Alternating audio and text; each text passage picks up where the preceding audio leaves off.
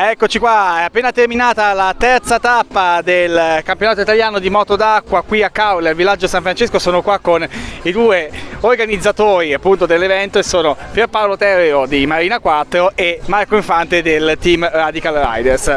Siamo qua e che cosa dire di questo? Pierpaolo, come è stato organizzare questo evento? Allora, calcolando che io sono qui da giovedì mattina e oggi siamo a domenica, dopo comunque aver corso eccetera eccetera, devo dire una cosa importantissima, che ho avuto dalla vostra struttura un supporto impagabile sicuramente, perché da soli non ce l'avremmo fatta.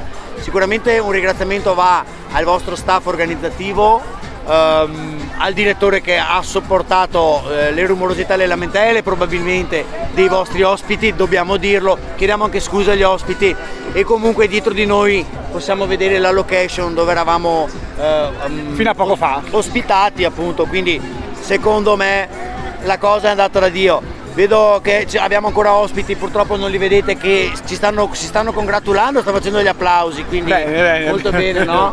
Quindi direi molto bene, no? Marco, di qualcosa anche te, nel senso... Allora, innanzitutto finalmente siamo alla terza edizione in questo splendido posto e abbiamo il sole per tutti e tre i giorni della gara, perché questa gara si è sempre caratterizzata per il maltempo purtroppo e non è stato... L'abbiamo organizzato noi apposta, l'abbiamo prenotato. Era nell'all inclusive.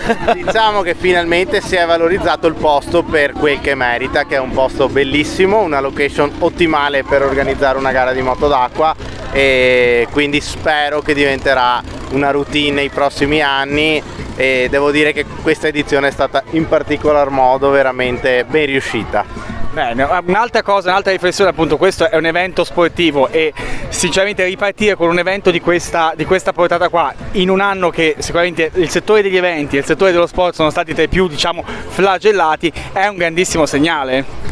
Assolutamente sì, anche perché il nostro movimento di moto d'acqua è ripartito, devo dire, con numeri molto importanti, perché alla gara precedente eravamo a 120 piloti iscritti, a questa gara siamo più o meno sugli stessi numeri e per noi sono numeri che diventano importanti a livello di Federazione Italiana Motonautica e a livello di proprio il movimento moto d'acqua. Quindi siamo molto orgogliosi e molto contenti, sperando di continuare in questa crescita. Bene, allora non c'è stato che dare appuntamento al 2022?